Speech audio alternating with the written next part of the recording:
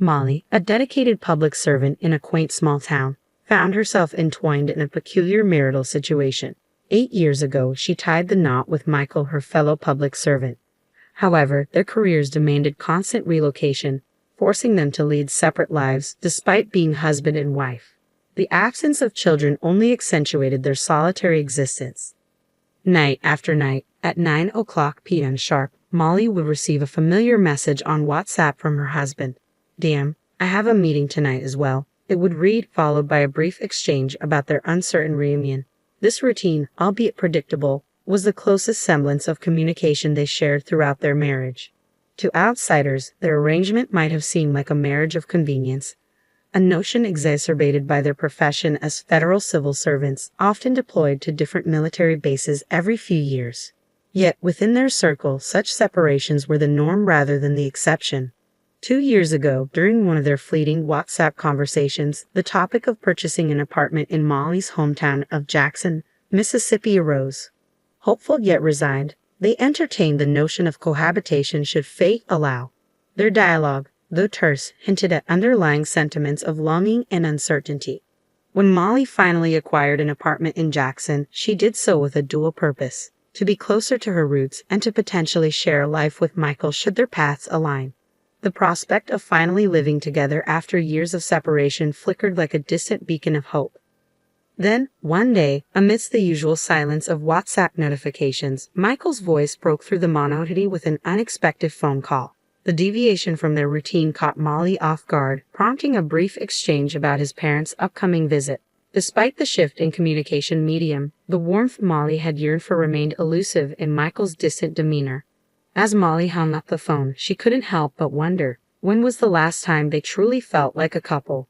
"Since our wedding, it feels like an eternity since I last saw my in-laws." With Michael's nomadic career taking him all over the country and his parents settled in Eugene, Oregon, opportunities for reunions are rare. But now, with their impending visit to my hometown of Jackson, Mississippi, I'm determined to make it memorable. I eagerly offered to be their guide, eager to showcase the charm of Jackson.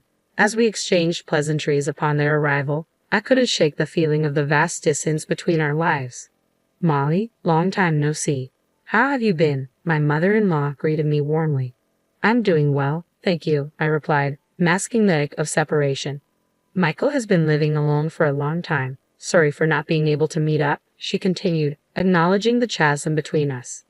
"Don't worry, we're kind of like air to each other." "Yes, that's what we were to each other, Michael and I, for better or worse," I confessed, a bittersweet smile playing on my lips. Seizing the opportunity, I proposed a day out, suggesting we explore the Windsor ruins, a local marvel. As we marveled at the majestic remnants, my father-in-law drew parallels to their beloved Shelton Murphy Johnson house in Eugene, reminiscing fondly about their hometown. Despite the allure of the ruins, I sensed a yearning for familiarity in their eyes. And so, our adventure continued, with visits to the petrified forests and other local gems. My mother-in-law, captivated by the city's charm, began entertaining the idea of a longer stay. "I've fallen in love with Mississippi. Thank you, Molly. Would it be all right if I stayed here for a while?" she asked, her sincerity touching. "Of course. I'm usually not home during the day, so I'll give you a spare key," I offered, touched by her newfound affection for my city. Days turned into a week, and still, my in-laws showed no signs of departure. Faced with their reluctance to leave, I mustered the courage to make a proposition. "Well, if you like it that much, I can lease it to you for $600 a month," I proposed, hoping to bridge the gap between our lives even further. "I can just stay at my folks' house in the city in the meantime," I suggested, hoping to ease the tension. Upon hearing my proposal, my father-in-law's anger erupted like a sudden storm. "What on earth are you thinking, asking family for money to lease? You should let us use it for free," he exclaimed, his frustration palpable. Struggling to defuse the situation, my mother-in-law intervened, her soothing words offering a temporary reprieve. But beneath the surface, unease lingered. Seeking a compromise, I suggested, "How about this? You can just cover the costs of utilities you use, electricity, water, and gas." In the second week of their stay, amidst the routine of work, an unexpected call disrupted my day. "Hello?" I answered, puzzled by the untimely interruption. "This is Brian, the Front Hills property manager. We received a call from the folks downstairs reporting the water leak from your apartment." The voice on the other end explained urgently, "Can you come over right away? We can't go in without your permission." Balancing my responsibilities at work with the urgency of the situation, I finally seized the opportunity during my lunch break to investigate the matter. Upon arriving at the apartment with the property manager, I was met with surprise from my mother-in-law. "Oh, Molly, what brings you here at this time? What about work?" she inquired, her concern evident. Ignoring her question, I focused on addressing the reported issue. "Ma'am, the folks downstairs are saying there might be a water leak from our place," I explained to the property manager, determined to resolve the situation. Upon inspection, my suspicions were confirmed. The hose of the washing machine had come loose, causing a repetitive cycle of draining. This is the problem," I declared, relieved to have identified the source of the disturbance. Descending with the property manager, we ascended to our apartment to inspect the reported leak. As we entered, my heart sank at the sight of the spreading stain on the ceiling, directly beneath the washing machine. An involuntary sigh escaped me, betraying my frustration. My mother-in-law, curious, peered into the room before retreating with a guilty expression. Knowing the responsibility fell on my shoulders, I begrudgingly apologized to the neighbors with a peace offering of cookies, accompanied by a bill from the property management for the necessary repairs. Upon relaying the incident to my mother-in-law, her reaction caught me off guard. "So you're telling us to pack up and leave, is that it? We're not going anywhere that easily. Should we just up and go, huh?" she retorted, her tone sharp with indignation. The complaints continued unabated. Another call from the property manager revealed a new issue. My father-in-law's nightly balcony serenades were causing a disturbance. Suppressing a groan, I resolved to address the matter head-on. Returning to the apartment, I was met with an empty space. A note on the table announced their departure back to Seattle, leaving behind unpaid utilities and a heap of garbage. Frustration boiled within me. Their departure was abrupt, leaving behind a mess and unpaid bills. With my in-laws gone, I reclaimed the apartment from my parents' house, but just as I settled back into my routine, an unexpected call from my husband rattled me to the core. "My dad and mom love your apartment, so I'm giving it to them as a gift," he declared, his tone final. "Understand, or we're getting a divorce." Stunned by his ultimatum, I could only grasp the weight of his words as he hung up, leaving me to contemplate the repercussions of his decision. As I left my apartment, the echo of my mother-in-law's laughter lingered in the air. Unbeknownst to me, my in-laws had relocated to my husband's government quarters, initiating a subtle yet coercive tactic. Instead of addressing me directly, they manipulated my husband into pressuring me to relinquish the apartment. How had it come to this? Now, I found myself at a crossroads. Surrender the apartment I had fought so hard for, or face the prospect of divorce. It was a binary choice, one that weighed heavily on my mind as I deliberated the options. Groaning with the weight of my decision, I finally reached a resolution. 2 days later, instead of the usual WhatsApp message, my husband's call brought an ominous tone. "You'll pay for this," he threatened, incensed by my decision to send divorce papers via express mail.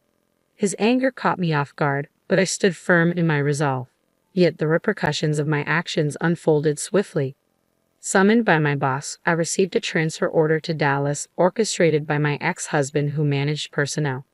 Frustration bubbled within me, but amidst the chaos, one question persisted. What about my apartment? Should I succumb to pressure and rent it to my ex's parents? Seeking clarity, I sought counsel from the legal affairs department at work. Their verdict was clear. With no ties to my ex-husband, I had no obligation to accommodate his parents either. The solution was simple: rent out the apartment as a landlord. Empowered by this revelation, I contacted my in-laws who had returned to Portland and proposed renting out the apartment upon my transfer. To my surprise, they readily agreed, their interest in the apartment outweighing any notion of harassment. In this unexpected turn of events, I found solace in reclaiming control over my life and property. I proposed a monthly rent of $700, inclusive of utility bills and repair costs from their last stay. Surprisingly, my in-laws accepted the condition without complaint. As I juggled my duties in Dallas, I also dedicated myself to studying for the internal selection examination, a pivotal step towards advancing to the highest echelons among senior military officers. The ultimate goal was to qualify for the Command Staff Course, a rigorous training program for unit commanders. My desire to surpass my ex-husband in rank and position fueled my determination. Against all odds, I triumphed over this formidable obstacle, securing admission to the command staff course in one attempt. With a triumphant spirit, I declared to myself, "Watch this, Michael. The real revenge starts now." As I embarked on my journey, I purposely refrained from contacting my ex-husband, relishing in the anticipation of his reaction. 16 months later, I ascended to the position of unit commander in Nebraska, overseeing soldier education and training. Concurrently, fate saw fit to bring my ex-husband to the same state, albeit in a different capacity, assigned to the Regional Cooperation Headquarters, acting as a liaison between the military and local communities. Thanks to my success in the internal selection exam, my rank now surpassed that of my ex-husband's. The revelation of my elevated status caught him off guard during a training session for senior officers. "Why are you wearing a higher rank insignia than mine?" he demanded, his voice betraying a mix of surprise and indignation. His outburst drew the attention of those around us, leaving them puzzled by the sudden tension between us. As I observed my ex-husband's arrival, a wave of emotions surged within me, but I chose to maintain a composed exterior. Deep down, I harbored a sense of relief, realizing that I was no longer entangled with someone of such low character. It was a splendid Sunday, bathed in sunshine, marking the annual Base Open Day. This event offered a rare opportunity for civilians to engage with servicemen and experience a glimpse of military life. As crowds marveled at the displayed tanks and immersed themselves in simulated combat training, excitement filled the air. Soldiers descended from helicopters, executing maneuvers with precision akin to Spider-Man, leaving onlookers in awe. From photos with soldiers to souvenir merchandise, attendees reveled in the festivities.